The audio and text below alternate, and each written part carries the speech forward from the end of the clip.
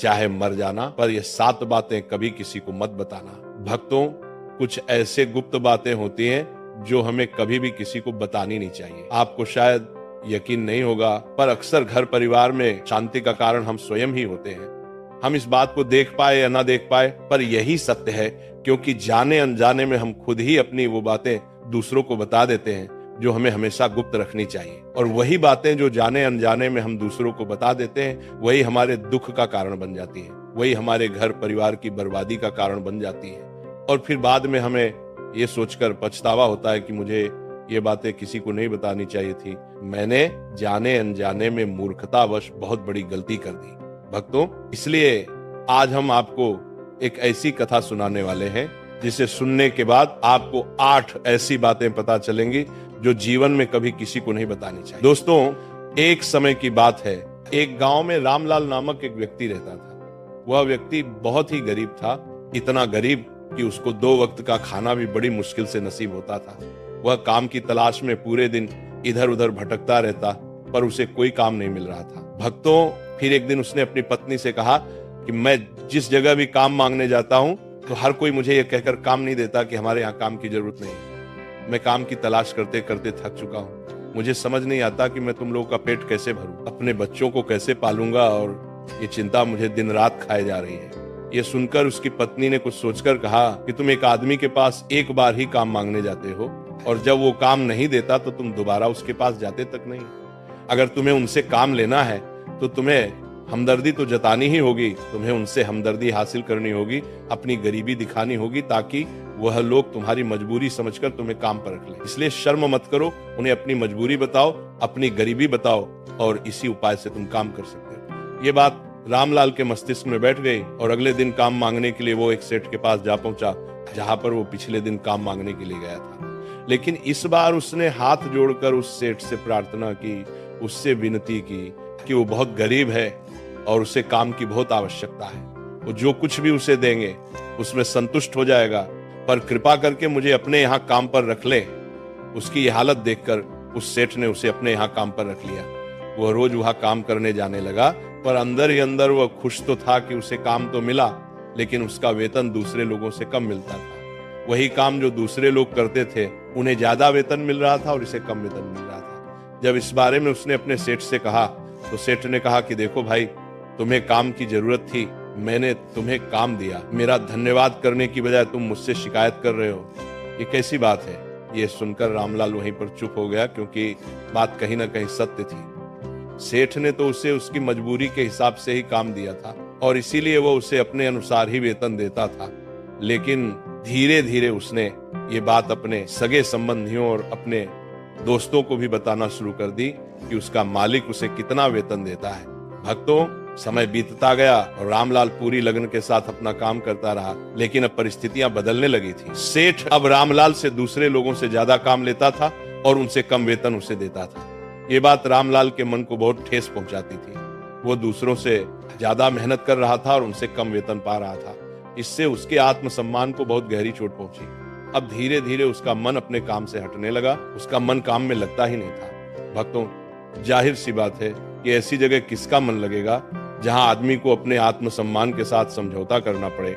इसलिए जल्दी ही रामलाल ने अपना काम छोड़ दिया और वो घर पर आकर खाली बैठ गया। अब उसके पास घर का खर्च चलाने के लिए भी पैसे नहीं बचे थे। इसीलिए उसने अपने सगे संबंधियों और अपने दोस्तों से सहायता मांगना शुरू की। लेकिन उसके दोस्त उसके सामने तो उसे दया का पात्र समझते थे, उसे दिलासा देते थे, लेकिन पीछे से उसका मजाक उड़ाते थे। वो कहते कि कितना बेवकूफ है, सेठ ने इतना काम लिया और बेचारे को पैसे भी नहीं दिए, कल हमारा भी पैसा वापस कर पाएगा। इसकी ऐसी हालत है, काम तो उसके पास कुछ है ही नहीं, पैसा कहां से ला कर देगा। और इसी वजह से रामलाल की हालत दिन प्रतिदिन खराब होती जा रही थी। भक्तों, आपने अक्सर एक बात को अपने गांव समाज में देखा होगा कि यदि आपके पास पैसे हैं, अच्छी नौकरी है, तो 10 लोग आपके हाल पूछने आते हैं, पर यदि आपके पास कुछ नहीं है तो आपके अपने भी आपको नहीं पूछते। यही हाल रामलाल का था, और इसी वजह से रामलाल की हालत दिन प्रतिदिन खराब होती जा रही थी। अब वह दिन रात तनाव में रहने लगा था। वही दोस्त, वही सगे संबंधी जो उसकी अपनी होने का दिखावा करते थे, वह उसे दया का पात्र समझ रहे थे। उन्हें उसके ऊपर तरस आ रहा था। सब लोग आकर उसे ज्ञान तो बहुत देते थे, लेकिन कोई सहायता नहीं करता था। और अक्सर ऐसा ही होता है, ज्ञान देने वाले तो बहुत मिल जाते हैं, लेकिन मदद करने वाले एक ही लोग नहीं मिल पाता। दोस्तों, फिर एक दिन रामलाल को पता चला कि पास के गांव में एक साधु महात्मा आया हुआ है, बहुत ही ज्ञानी है। रामलाल इतना तनाव में था कि उसे कोई रास्ता नजर ही नहीं आ रहा था, इसीलिए जाने अनजाने वो उस साधु के पास पहुंच गया। वहां पहुंचकर वो सीधे उनके पैरों में गिरकर रोने लग जाता है। वो रोते रोते उन्हें अपनी सारी स्थिति बताता है, उन्हें बताता है कि किस तरह उसके सेठ ने उसका फायदा उठाया और उसके सगे संबंधी उसके साथ कैसा व्यवहार रखते हैं। सारी बातें सुनकर साधु ने उसे चुप करते हुए कहा कि ये सारी समस्याएं तुम्हारी बुद्धिहीनता, तुम्हारी मूर्खता के कारण उत्पन्न हुई हैं। अगर तुम्हारे अंदर विवेक होता तो इनमें से एक भी समस्या तुम्हें दुखी नहीं कर सकती थी, लेकिन तुमने अपनी अभिव्यक्ति के कारण, अपनी मूर्खता के कारण खुद ही अपने रास्ते में कांटे बिछा दिए। पर उदास मत हो, आज मैं तुम्हें 8 बातें बता रहा हूं जो भूलकर भी किसी को मत बताना, और इन बातों का अनुसरण करते हुए तुम बाहर से मिलने वाले दुखों को तो दूर कर ही सकते हो जो बेवजह दुनिया की वजह से तुम्हारे अंदर पनपते हैं। साथ ही एक हंसी खुशी जिंदगी भी जी सकते हो। तो सुनो, मेरा पहला बात जो किसी को नहीं बतानी चाहिए वो है अपनी मजबूरी। अपनी मजबूरी का दिखावा करके दूसरों का दया पात्र बनकर उनकी सहायता लेने की गलती कभी मत करना। हो सकता है कि आज वो तुम्हारी मजबूरी देखकर तुम्हारी सहायता कर दे, लेकिन कल वह तुम्हारा फायदा उठाने से भी नहीं झुकेंगे, और अगर फायदा भी नहीं उठाया तो दूसरों के सामने तुम्हारा मजाक बनाने में वो आदमी कभी नहीं झुकेगा। इसीलिए कभी भी अपनी मजबूरी का दिखावा मत करो। अगर घर में 2 रोटी है, भले ही सूखी रोटी है, तो वही खाकर सो जाओ, लेकिन दूसरों को इसके बारे में भनक तक नहीं लगनी चाहिए। जरा आप खुद सोचो, मजबूरी बताने का क्या प्रयोजन होता है? एक इंसान या तो दूसरों से सहानुभूति हासिल करना चाहता है या उनसे कोई आर्थिक मदद चाहता है, लेकिन अगर दोनों ही परिस्थितियों में आप देखें तो दूसरा आदमी आपका फायदा उठाने से नहीं झुकेगा, और अगर वो फायदा नहीं भी उठाएगा तो अपनी नजर में तो वो आपको मूर्ख ही समझेगा और दूसरों के सामने आपका मजाक तो जरूर बनाएगा। इसीलिए अपनी मजबूरी के बारे में कभी किसी को मत बताना। दूसरी बात जो किसी को भी नहीं बतानी चाहिए वह है अपनी अतीत की गलतियां और भविष्य की रणनीतियां। किसी दूसरे को बताते हैं तो उसका क्या प्रभाव होगा? वो गलत या ठीक तो नहीं की जा सकती, जाहिर है, तो उन्हें बताने का क्या प्रयोजन रह जाता है? आप अपने अंधेरे पक्ष को खुद दुनिया के सामने बता रहे हो, खुद अपनी गलतियां दूसरों के सामने बता रहे हो। इससे उस आदमी की नजर में आपका एक चरित्र घटित हो जाएगा और वह भविष्य में हमेशा आपको उसी नजर से देखेगा। इसीलिए किसी भी आदमी की नजर में अपना चरित्र घटित मत होने दो, और आप व्यर्थ में ही अपनी भविष्य की रणनीतियां दूसरों के सामने बता रहे हो। जो लोग आपके काम का हिस्सा ही नहीं है उनके सामने अपनी भविष्य की रणनीतियां बताने का क्या फायदा? वो लोग आपकी सहायता तो नहीं करेंगे, लेकिन आपकी भविष्य की रणनीतियों में बाधा जरूर बन सकते हैं। आप खुद अपने विवेक का इस्तेमाल करिए और सोचिए कि आपके साथ भी ऐसा हुआ है कि आपने अपनी भविष्य की रणनीति किसी को बताई हो और वह कामयाब ही ना हुई हो। मेरा तीसरा बात जो किसी को नहीं बतानी चाहिए वह है अपने घर की बातें। जो भी हमारे घर के अंदर आपस में बातचीत होती है, हमारे माँ बाप के साथ, हमारी पत्नी के साथ, हमारे बच्चों के साथ, वो बातें परिवार तक ही सीमित रहनी चाहिए। अगर आप इन बातों का दूसरों के सामने ढिंढोरा पीटते हो तो दूसरों को आपके घर में घुसने का एक मौका मिल जाता है और वह इसका फायदा उठाने से कभी नहीं झुकेंगे। वो आपके परिवार के सदस्यों को आपसे दूर करने की कोशिश करेंगे।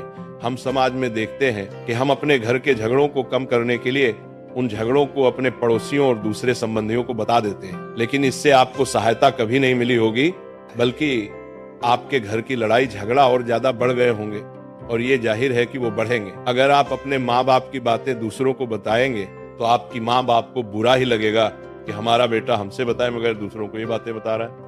इसीलिए अपने घर की बातें और अपने घर की लड़ाई झगड़ा किसी के सामने मत बताना। अगली बात जो मैं तुम्हें बताने जा रहा हूँ, जो किसी को नहीं बतानी चाहिए, वो सुनने पर बहुत अजीब लग सकती है, लेकिन उसका सत्य भी मैं आपको बताऊंगा। अपनी आमदनी किसी को मत बताना। दोस्तों, अपनी आमदनी ना बताने के पीछे क्या वजह हो सकती है कि आप अपनी आमदनी अपने दोस्तों को बता देते हैं, तो जब आपके दोस्तों को जरूरत पड़ेगी तो वो सिर्फ आपको ही याद करेंगे, क्योंकि उनको पता है कि अगर आपकी आमदनी ज्यादा अच्छी है तो आप ही उनकी मदद कर सकते हैं, और इसीलिए ज्यादा लोग आपसे सहायता मांगेंगे। और जब आप उनकी सहायता नहीं करेंगे तो वह सोचेंगे कि इस आदमी के पास पैसे हैं, मेरी सहायता कर सकता है, लेकिन ये सहायता कर नहीं रहा है। और इसीलिए आपकी आमदनी आप दोनों दोस्तों के बीच एक झगड़े का कारण हो सकती है। कम आमदनी होगी तो लोग मजाक उड़ाएंगे, और ज्यादा होगी तो सहायता मांगेंगे, तो अपनी आमदनी बताने की कोई जरूरत ही नहीं है। अगली बात जो मैं आपको बताने वाला हूं उसे आप गांठ बांध लेना। और किसी को ये बात मत बताना अपनी कमजोरी और अपनी ताकत। अक्सर इंसान को पता नहीं होता है कि उसकी कमजोरी या उसकी ताकत क्या है, लेकिन अगर आपको अपनी कमजोरी और अपनी ताकत पता है तो पहली बात, आप बहुत ही बुद्धिमान आदमी हैं, और दूसरी बात कि आपको ये बातें किसी से शेयर नहीं करनी है, क्योंकि अगर आपकी कमजोरी दूसरों को पता चल गई तो आपकी कमजोरी का फायदा उठाया जाएगा, और अगर आपकी ताकत पता चल गई तो वही ताकत आपकी कमजोरी बन जाए, क्योंकि वह ताकत दूसरे आदमी को पता है और वह ताकत की तोड़ भी ढूंढ ही लेगा। अपनी कमजोरी और अपनी ताकत अपनी पत्नी या अपने पति को भी नहीं बताना चाहिए, क्योंकि इसके बाद आपके घर में उनसे हमेशा डरते रहना पड़ेगा। दोस्तों, अगली बात जो साधु जी बताते हैं जो किसी को नहीं बतानी चाहिए, वह है अपने मित्र और अपने शत्रु के बारे में बताना। आप अपने मित्रों के बारे में अगर दूसरे लोगों को बताएंगे तो वह आपके मित्रों के साथ घनिष्ठता बनाकर आपको धोखा दिलवा सकते हैं, आपके गहरे मित्रों को आपसे दूर करने का प्रयास कर सकते हैं। अक्सर आम आदमी ऐसा नहीं करता, लेकिन आपके दुश्मन ऐसा करने की कोशिश कर सकते हैं। और दूसरी तरफ आपके शत्रु का भी किसी को नहीं पता लगना चाहिए, क्योंकि आज जो आपका मित्र है, अगर कल वो आपका दुश्मन हो गया तो वो आपके दुश्मन के साथ मिलकर आपको परास्त कर सकता है, आपको धोखा दे सकता है। इसीलिए अपने सबसे अच्छे दोस्तों को भी उनके बारे में कभी मत बताना। अगली और आखिरी बात बताता हूं, जब तुम दान करते हो तो दान के बारे में भी किसी को मत बताना, नहीं तो दान करना व्यर्थ हो जाता है, बेकार हो जाता है। जब आप अपने दान का ढिंढोरा पीटते हो तो आप ये बता रहे हो कि मैं कितना बड़ा दानी पुरुष हूं, और ये आपके अंदर एक अहंकार निर्मित करेगा। इसीलिए दान गुप्त रूप से किया जाए उतना ही अच्छा होता है, उतना ही फलदायी होता है। जब आपका बायां हाथ दान कर रहा हो तो दाएं हाथ को बिना पता चले कि बायां हाथ दान कर रहा है, तभी आपको दान का सही फल मिलता है। तो दोस्तों, इस प्रकार यह 8 बातें साधु महात्मा ने रामलाल को बताई। धार्मिक संबंधित वीडियो देखने के लिए आप प्रेम ज्ञान चैनल को सब्सक्राइब अवश्य करें।